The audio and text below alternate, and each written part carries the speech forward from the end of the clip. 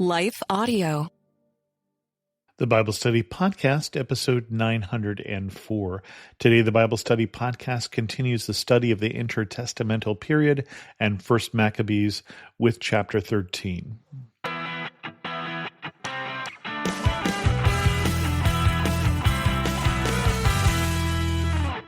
Welcome to the Bible Study Podcast. I'm your host, Chris Christensen.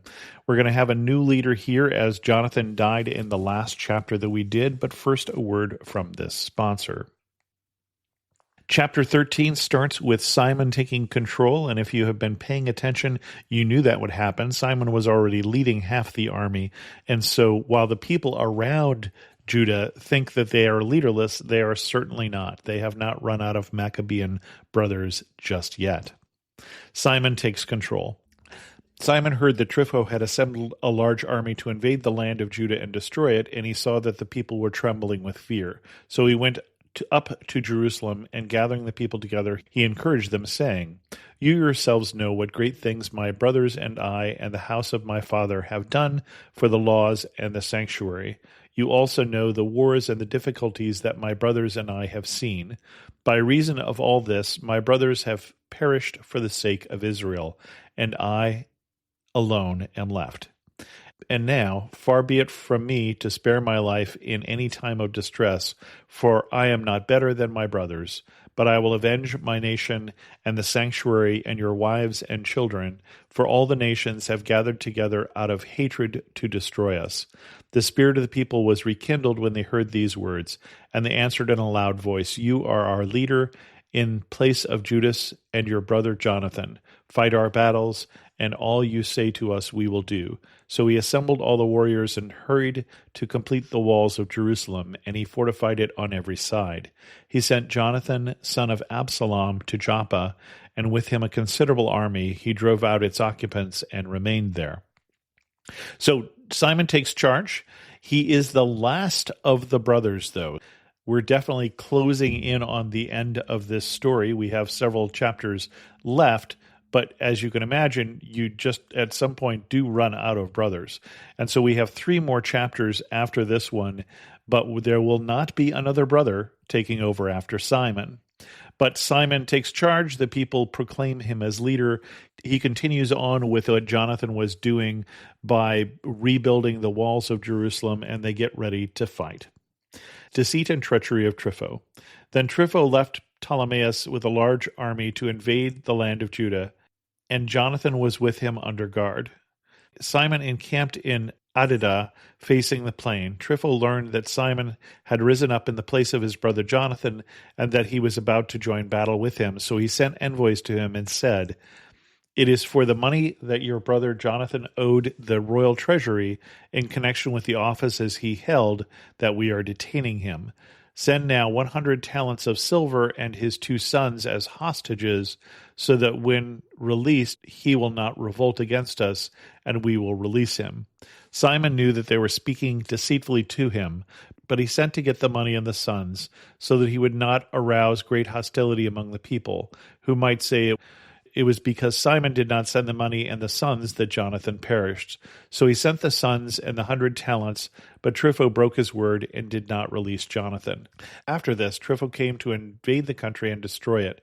He circled around by the way to Adora, but Simon and his army kept marching along opposite him to every place he went. Now the men in the citadel kept sending envoys to Trypho, encouraging him to come to them by way of the wilderness and to send them food. So Trypho got all his cavalry ready to go, but that night a very heavy snow fell, and he did not go because of the snow. He marched off and went into the land of Gilead. When he approached Bascama, he killed Jonathan, and he was buried there. Then Trypho turned and went back to his own land. So Trypho says, "Oh no, I'm not the fault here. It's Jonathan's fault that I'm coming here. It's because there's some back taxes, there's some issue. It's all the paperwork. I'm sure you understand. And just send me his sons and a lot of money, and I'll take the money. That'll pay off the bill, and then I'll keep the sons and give you Jonathan and keep them as hostages to make sure that Jonathan doesn't revolt." And Simon knows he's lying, but he still sends the sons because the people would blame him if Jonathan died and he hadn't done anything, which is terrible because that puts his sons at great risk of dying also. But his hands are pretty much tied by this.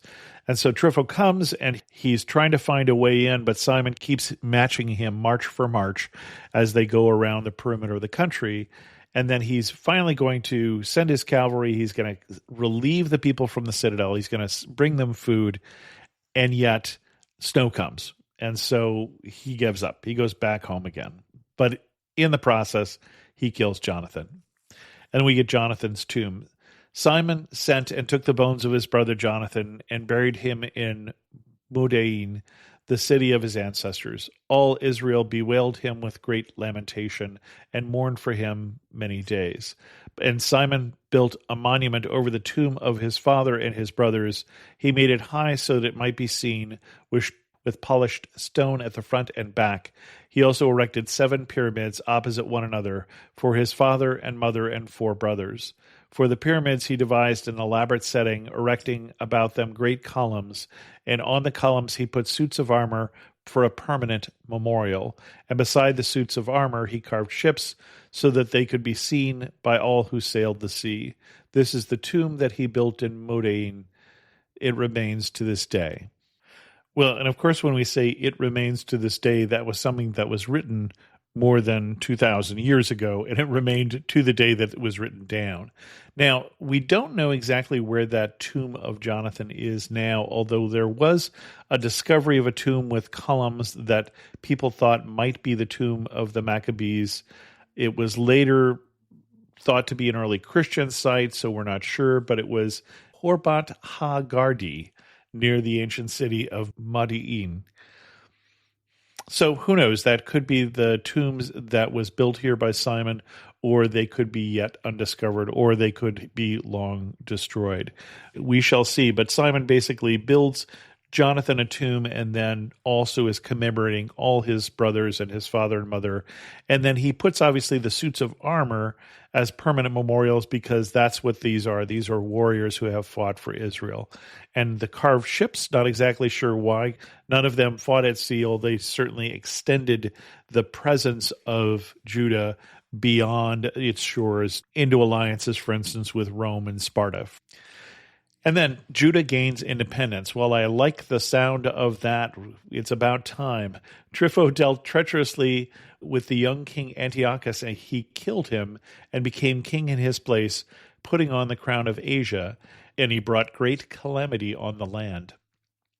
But Simon built up the strongholds of Judea and walled them all around with high towers and great walls and gates and bolts, and he stored food in the strongholds. Simon also chose emissaries and sent them to King Demetrius with a request to grant relief to the country, for all that Trypho did was to plunder. King Demetrius sent him a favorable reply to this request and wrote him a letter as follows. King Demetrius to Simon, the high priest and friend of kings, and to the elders and nation of the Jews, greetings. We have received the golden crown and the palm branch that you sent, and we are ready to make a general peace with you and to write to our officials to grant you release from tribute. All the grants that we have made to you remain valid, and let the strongholds that you have built be in your possession. We pardon any errors and offenses committed to this day, and cancel the crown tax that you owe, and whatever other tax has been collected in Jerusalem shall be collected no longer. And if any of you are qualified to be enrolled in our bodyguard, let them be enrolled, and let there be peace between us. In the 170th year, the yoke of the nations was removed from Israel, and the people began to write in their documents and contracts in the first year of Simon, the great high priest and commander and leader of the Jews. So that last part here, in the first year of Simon, is very important here. Remember how we said that everything is dated from the beginning of the kingdom, right? That all of these dates that we had here in the 170th year, that's 170 years of the Seleucid kingdom, founded 7 years after the death of Alexander the Great. And so when they start changing us to year 1, They are saying, we are now free. We are now our own kingdom. We get our own calendar.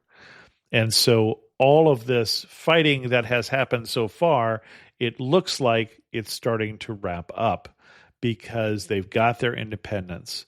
And Trypho, who killed Jonathan, has killed the young Antiochus and made himself king. So Trypho is making his own bid for power. And Simon is making all the places that he has, all his fortresses or his strongholds, defensible in case they come back. And at this point, King Demetrius says, you're on your own. We're not going to be collecting taxes from you anymore. And you're pardoned for anything you've done against us. So very good news. The capture of Gazara by Simon. In those days, Simon encamped against Gazara and surrounded it with troops. He made a siege engine and brought it up to the city and battered and captured one tower. The men in the siege engine leapt into the city, and a great tumult arose in the city. The men in the city with their wives and children went up on the wall with their clothes torn, and they cried out with a loud voice, asking Simon to make peace with them. They said, do not treat us according to our wicked acts, but according to your mercy. So Simon reached an agreement with them and stopped fighting against them. But he expelled them from the city and cleansed the houses in which the idols were located, and then entered it with hymns and praise. He removed all uncleanness from it and settled in it those who observed the law. He also strengthened its fortifications and built in it a house for himself. And so he is having a victory here over those who are not the faithful people of Judah. And this would be in what is now Gaza. Simon regains the citadel of Jerusalem. Again, another piece of good news coming here. Those who were in the citadel of Jerusalem were prevented from going in and out to buy and sell in the country. So they were very hungry, and many of them perished from famine. They cried to Simon to make peace with them, and he did so. But he expelled them from there and cleansed the citadel from its pollutions. On the 23rd day of the second month, in the 171st year, the Jews entered it with praise and palm branches, and with harps and cymbals and stringed instruments, and with hymns and songs, because a great enemy had been crushed and removed from Israel. Simon decreed that every year they should celebrate this day with rejoicing. He strengthened the fortifications of the Temple Hill alongside the citadel, and he and his men lived there. Simon saw that his son John had reached manhood, so he made him commander of the forces, and he lived at Gazara. And that's where we're going to go. We're going to end on that high note today. When we have 3 more chapters left here for First Maccabees, as things start to wrap up here. But for now, if you have any questions, send an email to host@thebiblestudypodcast.com, or better yet, leave a comment on this episode at thebiblestudypodcast.com. And thanks so much for listening.